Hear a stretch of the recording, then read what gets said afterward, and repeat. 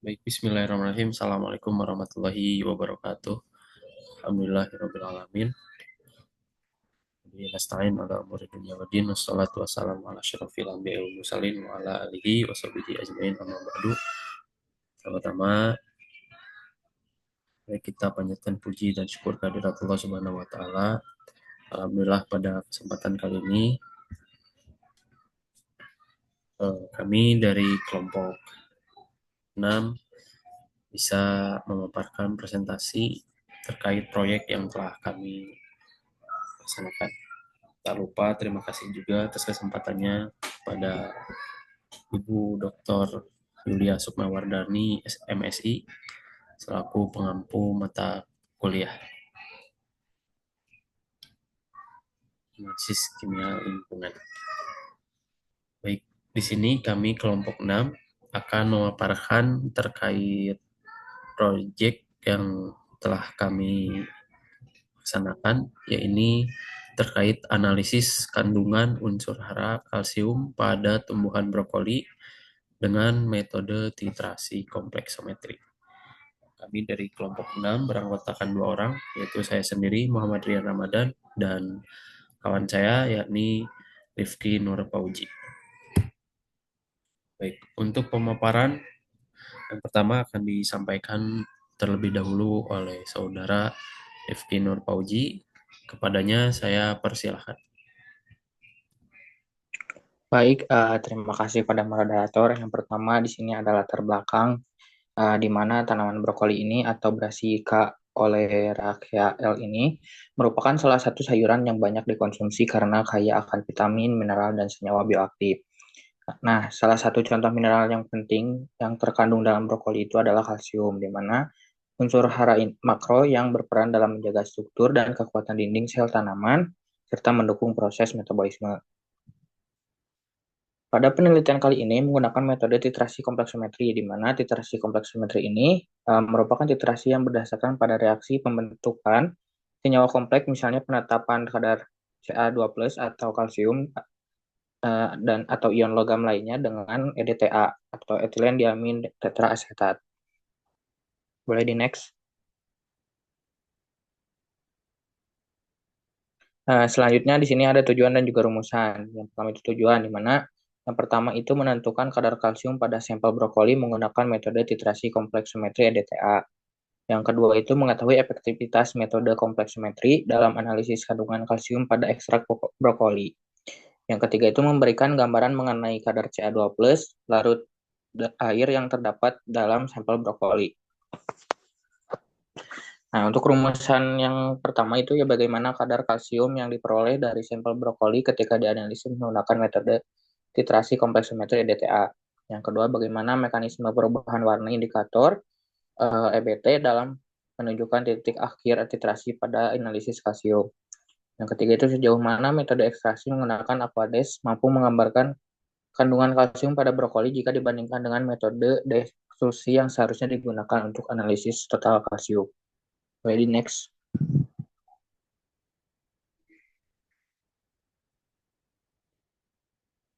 Nah, selanjutnya ada lokasi sampel. Sebelumnya kami berniat melakukan sampel di daerah Kabupaten Sumedang, tapi akhirnya kami melakukan sampel di dua tempat yang cukup dekat dengan rumah kami masing-masing, yaitu di yang pertama itu ada di daerah Ujung Berung dan juga yang kedua itu ada di Ranca Ekek. Boleh di next. Nah, yang selanjutnya adalah ada alat ya. Nah, alat yang digunakan cukup banyak itu ada 17, di mana yang pertama neraca analitik satu buah, kaca logi satu buah, F-open loyang juga satu buah, aluminium foil secukupnya, lumpang dan alu satu set, gelas kimia ukuran 50 mili, hot plate, labu ukur 100 mili, NMR 250 mili, batang statif, klem buret, gelas ukur 50 mili, gelas ukur 25 mili, botol semprot dan corong kaca, di mana semuanya juga satu buah. Boleh di next.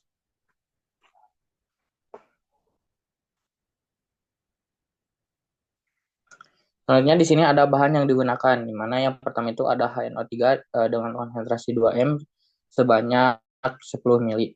Nah, ada juga HCl dengan yang konsentrasi yang sama sebanyak 5 mili. Ada Aquades yang digunakan itu sebanyak 500 mili, larutan baper pH 10 15 mili, indikator EBT 1 mili, dan larutan EDTA 150 mili.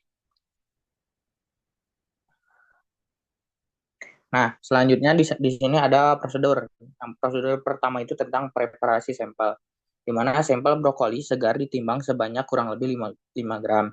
Kemudian dikeringkan dalam oven pada suhu 105 derajat selama 3 jam untuk menghilangkan kadar air. Setelah itu sampel kering kemudian digerus hingga halus dan ditimbang sebanyak 1 gram untuk dianalisis. Kemudian sampel kering dimasukkan ke dalam gelas kimia, ditambahkan 10 mili HNO3 pekat, dan dipanaskan di atas hot plate hingga hampir kering. Setelah itu, ditambahkan 5 mili HCl pekat dan dipanaskan kembali sampai larutan jernih. Larutan hasil deteksi disaring ke dalam labu ukur 100 mili dan diencerkan hingga tanda batas dengan Aquades.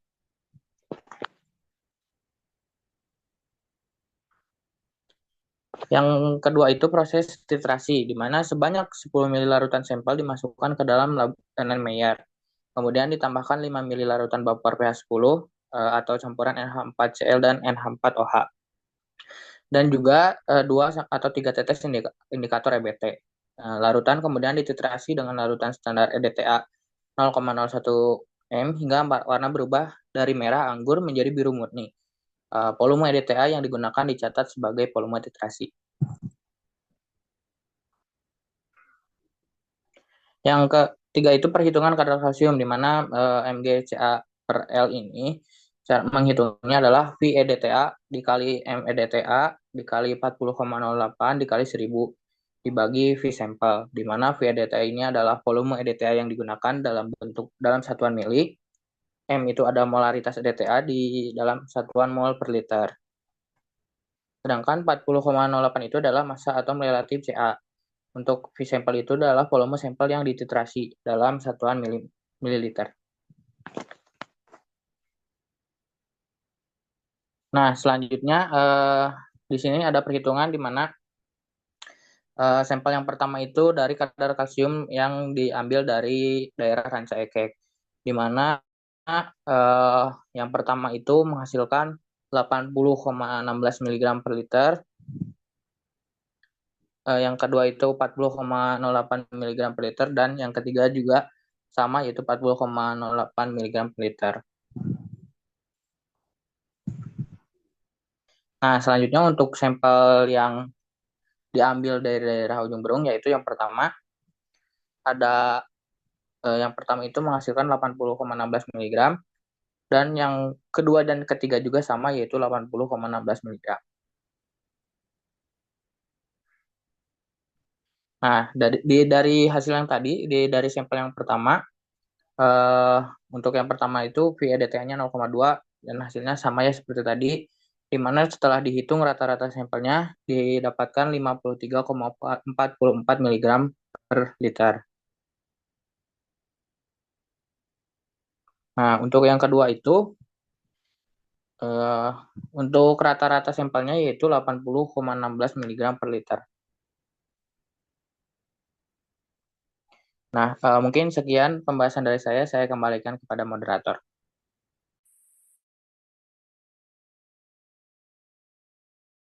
Baik, terima kasih kepada Saudara Rifki atas pemaparannya. Kita lanjut kepada pembahasan berikutnya yaitu mengenai hasil dan pembahasan. Oke, di sini terkait hasil dan pembahasan, untuk tahap awal kita melakukan analisis kalsium dilakukan dengan preparasi sampel brokoli yang bertujuan untuk memindahkan ion Ca2+ dari matriks padat ke dalam fase larutan agar dapat dianalisis secara volumetri. Untuk prosedurnya tadi sudah dijelaskan oleh Rifki. Nah, kemudian ekstraksi ini dilakukan menggunakan Aquades sebagai pelarut. Nah, Aquades ini berfungsi sebagai pelarut netral yang mampu melarutkan ion-ion mineral bebas tanpa menambahkan ion pengganggu yang dapat mempengaruhi reaksi titrasi. Nah, penggunaan Aquades ini menyebabkan kalsium yang terekstrasi terutama berasal dari fraksi Ca2+ bebas atau Ca2+ yang mudah terionisasi. Sedangkan Kalsium yang terikat dalam bentuk senyawa kompleks seperti kalsium pektat dan kalsium oksalat tidak terekstraksi secara optimal. Oleh karena itu, hasil yang diperoleh mencerminkan kadar kalsium larut air, bukan kalsium total dalam brokoli. Hal ini sesuai dengan literatur yang menyebutkan bahwa sebagian besar kalsium dalam jaringan tanaman berada dalam bentuk terikat secara struktural. Nah, sebelumnya kami di sini tuh untuk proses destruksi ini menggunakan HCl pekat. Namun ketika dititrasi tidak ada perubahan warna. Mungkin di sini penyebabnya bisa terjadi karena HCl-nya terlalu pekat. Nah, kemudian karena itu kami mencoba lagi menurunkan molaritas atau kepekatan dari si HCl-nya yang awalnya 2 molar menjadi 1 molar, namun hasilnya tetap sama. Nah, untuk itu kami mencobalah untuk destruksi ini menggunakan Aquades. Namun, ya tadi seperti yang dikatakan, untuk titrasi itu kita berhasil mengubah warna titrannya ya, yang awalnya berwarna ungu menjadi berwarna biru, di mana itu menandakan ada kadar kalsium di situ. Namun, seperti yang dijelaskan dalam literatur menyebutkan bahwa sebagian besar kalsium itu dalam tanaman ini berbentuk dalam kalsium pektat dan kalsium oksalat, di mana ini untuk mendapatkan kalsium ini harus didestruksi menggunakan asam. Namun ketika didestruksi menggunakan asam, ternyata ketika dititrasi uh, tidak keluar gitu kalsiumnya. Mungkin kesalahannya ada di sana. Oke, baik. Nah, kemudian langkah selanjutnya setelah kita melakukan destruksi itu kita melakukan titrasi, di mana larutan sampel ini diatur pada kondisi pH sekitar 10 menggunakan larutan buffer, di mana fungsi pengaturan pH ini sangat penting karena reaksi kompleksometri antara Ca2+ dan EDTA ini berlangsung optimal pada kondisi basa. Nah, pada pH rendah, EDTA akan terprotonasi sehingga kemampuan ligannya dalam mengikat ion logam menurun. Selain itu, pada pH 10, indikator Eriochrome Black Tea atau EBT dapat bekerja dengan baik membentuk kompleks berwarna dengan ion logam. Jika pH tidak dikontrol dengan baik, titik akhir titrasi akan menjadi tidak jelas dan hasil analisis menjadi kurang akurat. Nah, kemudian indikator Eriochrome Black Tea atau EBT ini berfungsi sebagai penanda visual dalam titrasi kompleksometri. Pada awal titrasi, EBT membentuk kompleks lemah dengan ion logam dalam larutan yang menghasilkan warna ungu. Nah, warna ini menunjukkan bahwa ion logam masih berikatan dengan indikator. Nah, ketika larutan EDTA ditambahkan, EDTA ini akan berkompetisi dengan indikator untuk mengikat Ca2+. Karena EDTA ini memiliki konstanta kestabilan yang lebih besar dibandingkan EBT, maka Ca2+ akan berpindah dari kompleks indikator ke kompleks EDTA. Nah, akibatnya indikator terlepas dalam bentuk bebas yang berwarna biru yang menandakan tercapainya titik akhir titrasi. Nah, perubahan warna yang jelas menunjukkan bahwa reaksi kompleksometri ini berlangsung dengan baik dan indikator berfungsi secara optimal. Larutan EDTA digunakan sebagai titran karena EDTA ini merupakan ligan heksadentat yang mampu membentuk kompleks stabil dengan ion Ca2+ dalam perbandingan mol 1:1, di mana prinsip inilah yang memungkinkan perhitungan kadar kalsium dilakukan secara stoikiometri berdasarkan volume EDTA yang digunakan.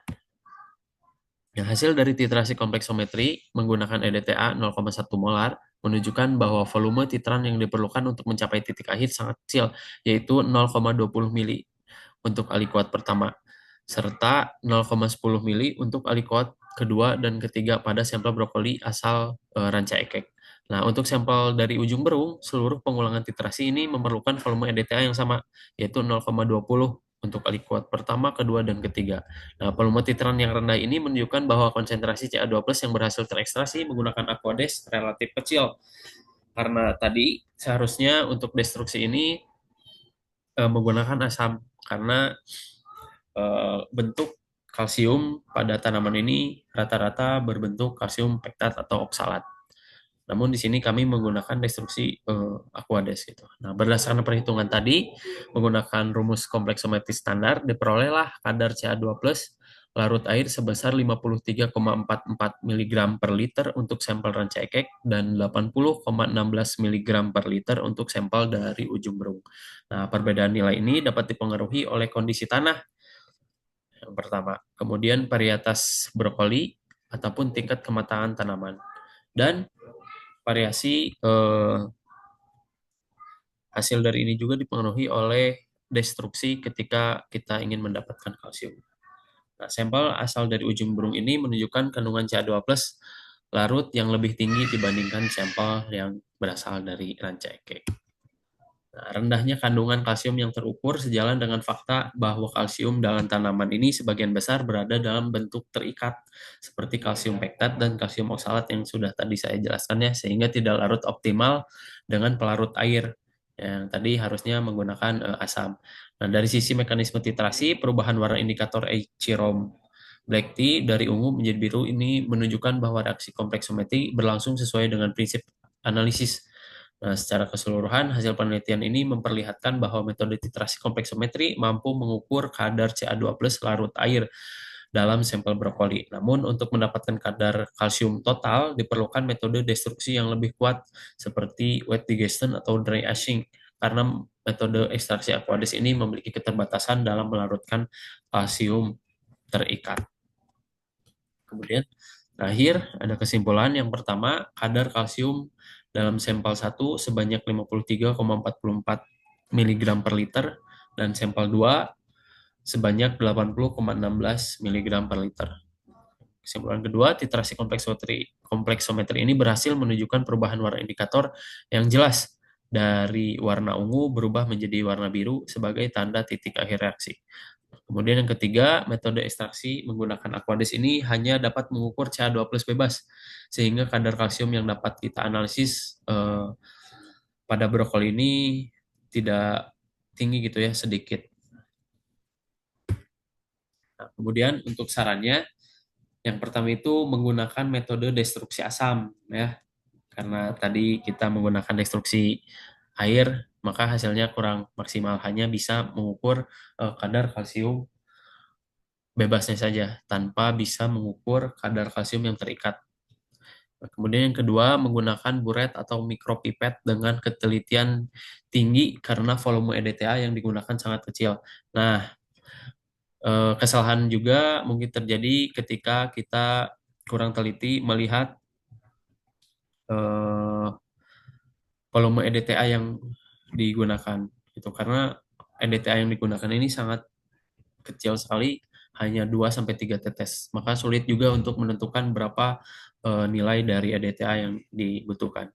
Kemudian yang ketiga, homogenkan sampel sebelum pengambilan alikuat agar hasil titrasi lebih konsisten. Nah, ini ada dokumentasi selama pengerjaan proyek dari mulai awal mengoven brokolinya, menggerus, proses destruksi, dan ini proses titrasi. Di sini sebelum titrasi berwarna ungu dan setelah titrasi berubah menjadi berwarna biru. Ini ada daftar pustaka. Baik, mungkin hanya sekian yang dapat kelompok 6 sampaikan. Terima kasih atas kesempatannya. Mohon maaf apabila masih banyak kekurangan. Terima kasih atas kesempatannya. Dari kelompok 6 kami cukupkan. Assalamualaikum warahmatullahi wabarakatuh.